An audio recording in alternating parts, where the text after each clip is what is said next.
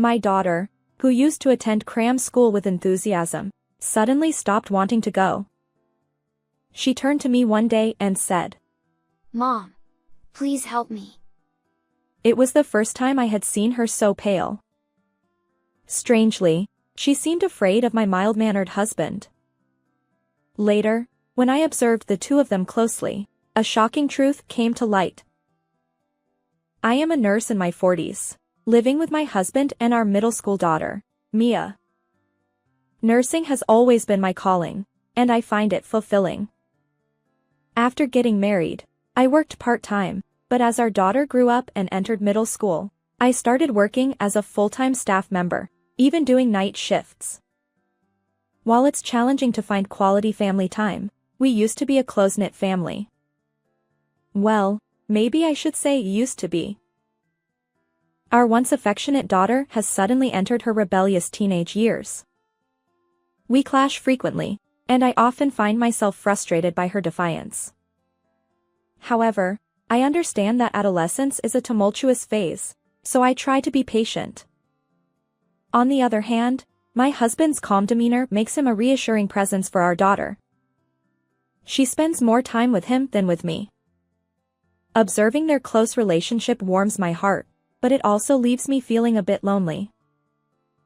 My daughter, who seems to take after someone, has loved studying since elementary school. Ever since she entered middle school, she consistently ranks at the top of her class. She's aiming for a prestigious high school and attends a cram school several times a week. But it's not typical group instruction. She receives personalized tutoring akin to having a private tutor. Her assigned instructor at the cram school appears to be a woman, and my daughter finds her easy to talk to.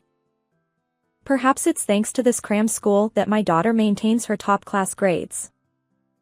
My husband usually picks her up from the cram school, and they often stop by a casual restaurant on the way home.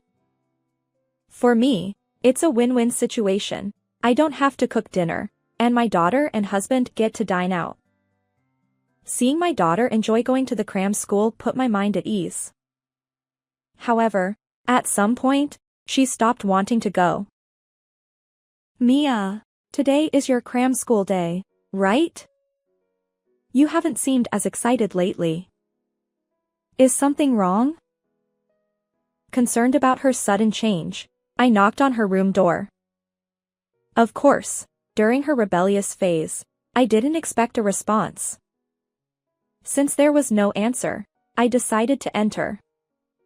But as I reached for the doorknob, my daughter raised her voice. "Don't come in." Caught in a dilemma, I wondered what to do when my husband stepped in. "Why are you shouting so loudly?" he asked. I explained. Today is her cram school day, but Mia won't come out of her room. She used to look forward to it, so I'm a bit worried. When I tried to enter her room, she resisted, and I didn't know what to do. I shared my concerns with my husband, and he directed his gaze toward our daughter's door. "Let me talk to her. Mia, I'm coming in." With that, he knocked and entered her room. Although I had been rejected, I trusted that my husband would handle it, so I stepped away from the scene. Later, as I was doing household chores in the living room, my husband brought Mia along. "We've talked. Mia is going to cram school. I'll take her there." He reassured me. It seems my daughter will continue attending the cram school with his assistance. Although her expression remains subdued, perhaps going to the cram school will lift her spirits. "Great. Thanks for the pickup and drop-off," I said, watching them leave. However, from that day on, my daughter would retreat to her room before cram school, and my husband would coax her out each time. I tried to engage her in conversation, but she stubbornly refused to open up. Frustrated by her silence, I consulted my husband again. Apparently, her recent performance at the cram school had declined, and she was staying for extra study sessions. I was surprised to learn that she had stayed late during my night shifts. What? She's staying late at cram school? Why didn't you mention this at all? But her middle school grades seem fine. Why would this be happening? I asked my husband, genuinely puzzled. I hadn't heard anything about her struggling academically or having behavioral issues in middle school. It seems she's just having trouble with the exam questions. My husband replied. Curious, I turned to our daughter and asked the same question once more. She silently nodded. Normally, she'd protest if I persisted, but she seemed unusually compliant. If Mia says so, it must be true. But if exam prep is causing you stress, you don't need to push yourself. And the coincidence of these extra study sessions aligning with my night shifts, could it really be just chance? I wondered aloud. I suspected that my daughter might be intentionally staying late to defy me.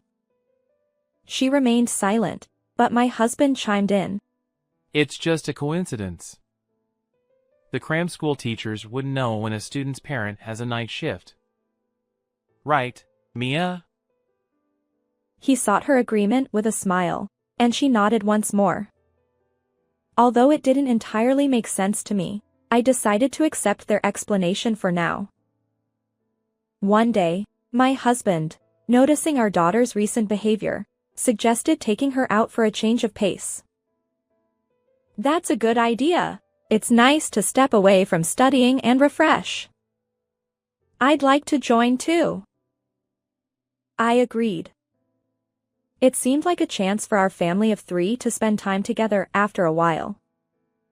However, my husband chuckled and said, You're not exactly popular with Mia, are you? We'll go alone. His words hurt, but I couldn't deny that it was true. Feeling that my presence might hinder our daughter's relaxation, I reluctantly decided to stay home.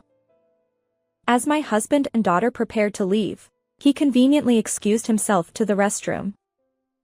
Alone in the living room with our daughter, I reached for the TV remote, intending to watch a recorded drama. Unexpectedly, my daughter approached me. Wondering what was wrong, I looked up, only to find her sweating profusely and trembling. Mom, help me. She whispered. Somehow, she had resolved to seek my assistance. It was the first time I'd seen her so pale. Are you okay? Maybe you shouldn't go out today. Rest in your room, I suggested as I tried to lead her there. Just then, my husband emerged from the bathroom. Seeing us heading toward our daughter's room, he grumpily protested. What are you doing? We're leaving. Clearly, he was eager to go out with Mia. Frustrated by his insistence on taking our visibly unwell daughter, I raised my voice. What are you saying? She can't go out in this condition. She isn't feeling well. Well, it was a rare opportunity. I'll go alone then. With that, he sulked like a child and left on his own. I led my daughter to the bed and instructed her to lie down. As I was about to go to the living room to fetch a drink, my daughter called out to me in a very faint voice. I turned to face her, crouching down to meet her gaze. What's wrong? I asked. In response, my daughter slowly opened her mouth. You see, Mom, Dad is having an affair with my cram school teacher. Huh? I had assumed she wanted to discuss her studies, so I was taken aback and accidentally raised my voice. My daughter had just confided in me about my husband's infidelity. I felt shaken, but I encouraged her to continue sharing her story. Mia, can you tell me more? She nodded slowly and proceeded to reveal what had been happening. It turned out that my daughter was being forced to attend extra study sessions because my husband, during my night shifts, was having secret liaisons with the cram school teacher in a private room. At first, I was happy that it was a female teacher. My daughter explained. But then I found out about Dad's affair, and I couldn't stand it. He threatened me, saying that if I didn't do as he said, he'd divorce Mom. He even said I'd end up a high school dropout. Apparently, my husband had coerced her into keeping quiet about his infidelity. Consequently, my daughter suffered in silence, unable to share her pain with me.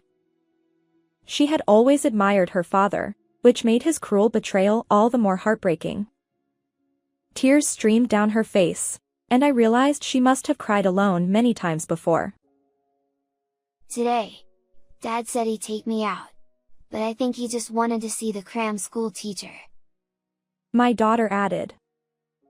I seethed with anger at my husband's scheming, using our daughter as a cover to cheat with the teacher. Mia, you've been through so much. I'm sorry I didn't notice sooner. I apologized to my daughter for putting her through this and resolved to prepare for a confrontation with my husband. A few days later, I waited for my husband's return in the living room. I'm home. What's wrong? Unaware of anything, he asked in a nonchalant voice. Can you sit down for a moment? Sensing my unusual demeanor, he complied and took a seat in front of me. I spread several photos in front of him. As he looked at them, his eyes widened. What is this? Can you explain what's going on? The photos I showed him captured the scene of him being intimate with the cram school teacher in a back alley.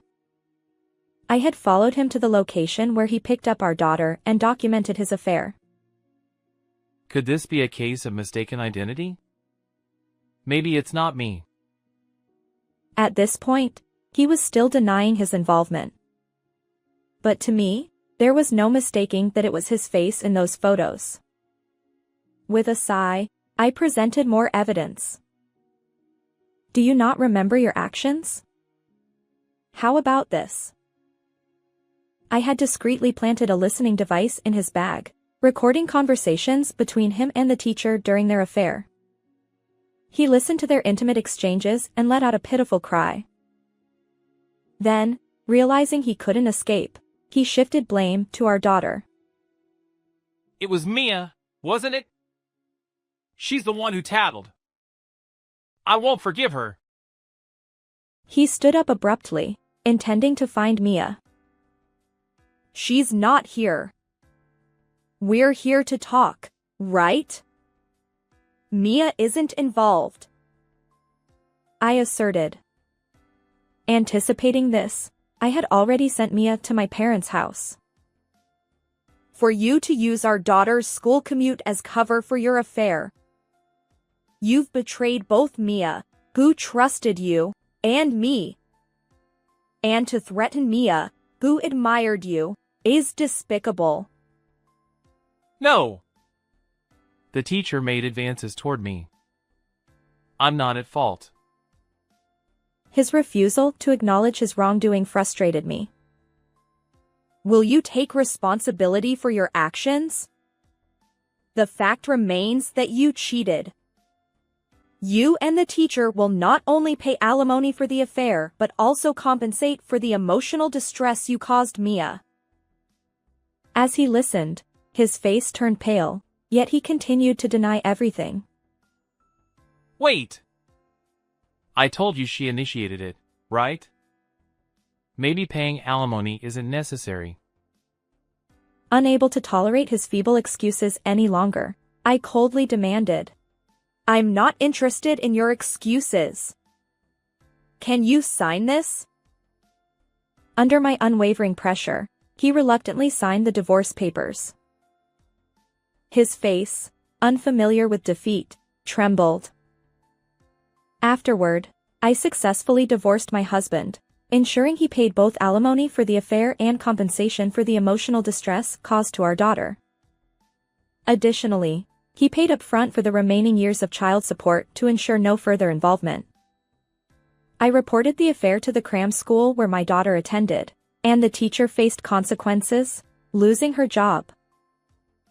As for my ex-husband, it was revealed that he had been neglecting work to engage in his affair, leading to his transfer to a distant location by the company.